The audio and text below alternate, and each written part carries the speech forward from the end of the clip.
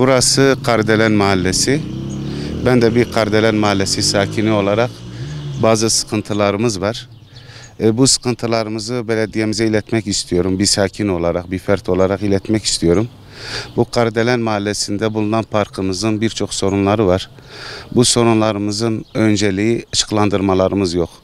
Akşamları yetersizdir. Ailelerimiz hani burası sakin, kırsal kesim olduğu için parklarda gecelerini geçiriyorlar.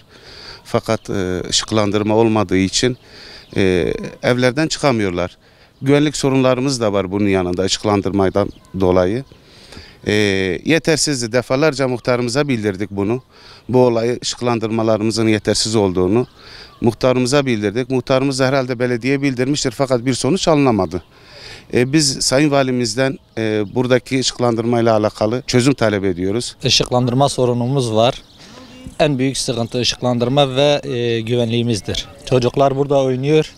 Işıklandırma olmadığı için korkuyorlar. Geceleri gelemiyorlar. Aileler tereddütteler sürekli. Yazdır aileler gelip oturmak istiyor ama karanlık olduğu için oturamıyorlar. Durumu muhtarımıza ilettik. Muhtar da iletti. Belediye yetkililerine etkiledi. Buna rağmen bir sonuç alamadık biz. Buradan Sayın Valimize çağrında bulunuyoruz. Parkımızdaki ışıklandırma ve güvenliğimiz için sorunumuz çözsünler. Kardelen mahallemiz çok hızlı geliştiği için parklarda ve sosyal donatı alanlarda büyük eksiklik yaşıyoruz.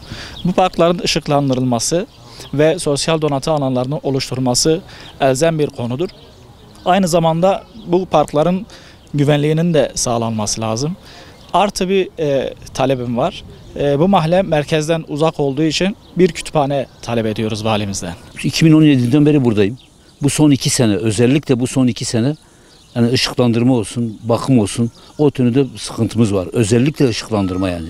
Bakım gene de yani nispeten kötü değildir yani. Ama ışıklandırma konusunda çok sıkıntılıyız. Çocukların mesela bu gördüğünüz top alanı sahadır, basket sahası.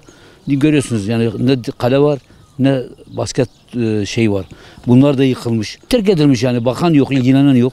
Biz bunu hem valiliğimizden hem belediyemizden yani yardım istiyoruz.